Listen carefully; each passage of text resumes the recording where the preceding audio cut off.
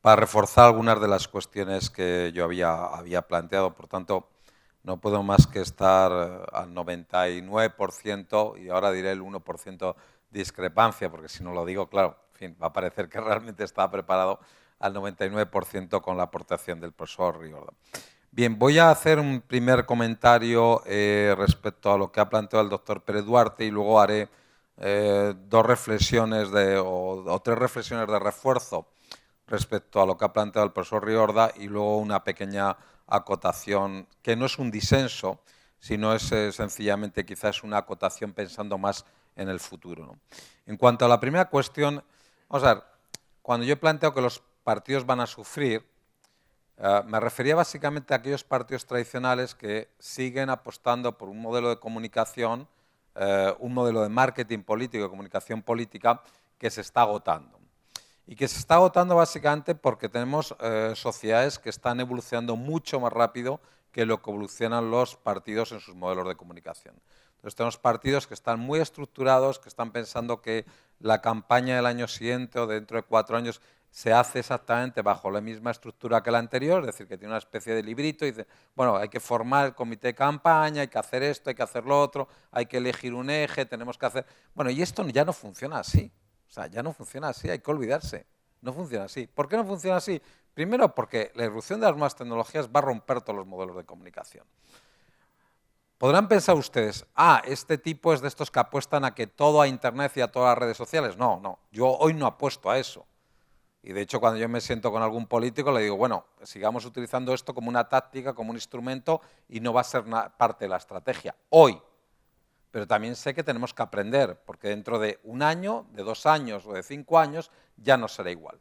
Por tanto, aquellos partidos que sigan estructurando todo su modelo de comunicación sin tener en cuenta que la sociedad ha cambiado, que los individuos tienen que cubrir otras necesidades que no son las necesidades exclusivamente materiales, que los medios de comunicación han cambiado y que, por tanto, los tipos de lectores tradicionales, estos de izquierda, derecha, etcétera, pues ya no existen, y que están muy cruzados entre sí. Antes de iniciar esta sesión, estamos comentando aquí con el profesor Riorda, que tenía ahí unos datos del voto a Peña Nieto por cualificación, si era voto de izquierda o de derecha. El 40% del voto de Peña Nieto era de derecha, el otro 40% era de izquierda. Hoy tenemos en España un partido que se está haciendo muy famoso porque además está alcanzando las encuestas el primer puesto en intención de voto, entre el primer y segundo puesto, luchando con los grandes partidos tradicionales, un partido joven que ha nacido hace 6 meses y está alcanzando la posibilidad de ser partido de gobierno, en el cual la última encuesta da que un 20% de los electores del Partido Popular, electores claramente de derecha, van a votar en las próximas elecciones por este partido, cuyos líderes son claramente de extrema izquierda, no digo de izquierda, son de extrema izquierda. Por tanto, todo esto se está rompiendo. Entonces hay que entender que hay unos nuevos clivajes, si quieren ustedes, posmodernos, que rompen los clivajes tradicionales. En eso se decía lo de van a sufrir, o sea, que no se acomode a los cambios y los partidos son un poco como las universidades, ¿no? Las universidades siguen siendo sitios feudales, ¿no? Y entonces que les cuesta mucho acomodarse a las revoluciones tecnológicas, a las revoluciones de la sociedad. Entonces les cuesta mucho, es una maquinaria muy lenta, sobre todo las universidades públicas. Los partidos les va a pasar un poco lo mismo. Decía 3 comentarios respecto a lo que ha planteado el profesor Riorda. Me ha gustado mucho toda su intervención, pero en especial una de las primeras cuestiones que ha dicho, porque nos plantea un dilema importante, que es el tema de lo digital y analógico, ¿no? ¿Por qué un dilema importante? Porque él ha planteado de manera sucinta, en el fondo, la discusión entre si lo digital es estrategia o lo digital es táctica. Porque por ahora lo digital es táctica, lo digital es un medio con el que llegar a un fin que define la estrategia. Esto es hasta ahora. Por tanto, en el plan de medios, lo digital es una estructura más del plan de medios junto a los medios tradicionales. Yo creo que esto es así y que hoy es así y que hoy debe ser así. Pero también tenemos que acostumbrarnos a que posiblemente en el futuro no sea así y que lo digital sea parte de la estrategia. Es decir, no solo sea una herramienta, sino un instrumento, sino sea una forma nueva de hacer política. Segundo elemento que me ha llamado mucho la atención es el hecho de cómo comentaba que solo el 20% del contenido de determinadas campañas electorales sobre las que ha estado hablando el 20% del contenido se dedica a la discusión de políticas públicas. Y va un poco en la línea que había planteado yo. O sea, hay que olvidarse que los temas, los issues, los temas y los issues son de los años 80, 90 y principios de este siglo, son del siglo pasado. Los temas ya no son estructura de las campañas, van a aparecer en las campañas, por supuesto, tienen que estar en las campañas, pero al final las campañas no se pueden estructurar exclusivamente respecto a temas. El candidato es un elemento absolutamente fundamental, muchas de las campañas se estructuran sobre la base de un candidato y sobre la base de un relato que va adherido a ese candidato. Por tanto, tenemos que pensar cada vez más que nuestras políticas públicas y la lucha por la definición de problemas públicos y de solución en términos de políticas públicas, de propuestas, no son elementos centrales en las campañas. ¿Significa esto que tienen que desaparecer? Hombre, no tienen que desaparecer. De esto hay que hablar, ¿no? De la economía, la sanidad, la educación, etc. Pero si alguien piensa que con eso va a conseguir ganar una elección, lo tiene claro. Pero lo tiene muy claro. ¿Por qué? Porque el elemento argumentativo racional pierde peso. Cuando el profesor Riorda habla del componente ideológico en las campañas, en realidad, aparte del componente ideológico, se está refiriendo también al componente emocional, pasional que lleva adherida a esas campañas. Y por tanto, el argumentativo racional, el de pura gestión, es un componente que cada vez desaparece más. Tercer elemento. Las identidades tradicionales, como las conocemos, están siendo fragmentadas, absolutamente fragmentadas. Porque los cruces de segmentación tradicionales de lo rural con lo urbano, los ricos con los pobres, los mayores con los jóvenes, etcétera, se rompen y se transversalizan totalmente. Por tanto, tenemos muchos más públicos a los que dirigirnos. Bien, el profesor Riorda, que es el único marco un poco de discrepancia que tiene conmigo, que es la macrosegmentación y la microsegmentación, claro, hace referencia a los casos de América Latina. Pero es que los casos de América Latina están resolviendo este dilema. Pero ¿cómo le resuelven? Le resuelven distinto que al modelo norteamericano.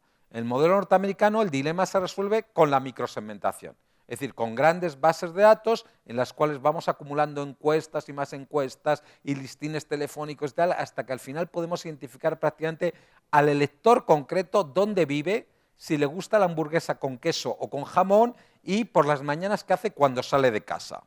Y además cuántas veces ha votado Partido Demócrata y si sus hijos votan al Partido Demócrata o votan al Republicano. Claro, esto en América Latina es más complicado porque en ese sentido seguimos en un modelo donde las bases de datos son prácticamente inexistentes en las campañas o tienen muy poca funcionalidad a día de hoy y programas, por ejemplo, de home marketing pues son imposibles de aplicarlos. Ahora, ¿por qué resuelve América Latina esto? Porque América Latina en los últimos años lo resuelve precisamente a través de lograr que si los públicos se nos fragmentan, ¿cómo hacemos para llegar a esos públicos? Y lo decía yo en mi primera intervención. Y él trabaja muy bien con la utilización de dos eslóganes de la campaña de Evo Morales, el de Somos Más y el de Viva la Coca, fuera los yanquis. Claro, ¿cómo la resolvemos? Pues muy sencillo, buscando un punto de identidad común. O sea, lo que hacemos al final es decir, oiga, nosotros tenemos públicos más fragmentados, busquemos algo que les pueda unir. Es decir, que nosotros lo que hacemos es buscar identidades compartidas que forman una comunidad por encima de las segmentaciones tradicionales. Y en el de Somos Más o en el de Viva la Coca, fuera los no sé qué, pues podemos encontrar que públicos que estaban segmentados o fragmentados por otra serie de tensiones o de clivajes se pueden acomodar bien a una idea común. Por tanto, América Latina puede resolver o ha resuelto en las últimas campañas razonablemente ese proceso de disolución de los clivajes tradicionales en las sociedades que van o que avanzan en el modelo de comunicación más posmoderna. En el caso de Europa lo estamos intentando resolver por otra vía, que es la vía precisamente más del modelo norteamericano, que es de hacer unas tácticas, unas técnicas, mejor dicho, de microsegmentación de los electores. Y por tanto sí que estamos confiando más en eso. Les decía que ese era mi punto de discrepancia. ¿En qué sentido? En que yo creo que la vía va por ahí. Y que seguramente, a lo mejor en América Latina, pues tarda 5 años más y vamos un poco menos arrastrados con el modelo norteamericano, pero va a llegar un momento donde los consumidores, los creadores de grandes bases de datos, los analistas de datos, van a ser un elemento fundamental en la campaña. Y nos encontraremos en las campañas un tío que es el que maneja el ordenador.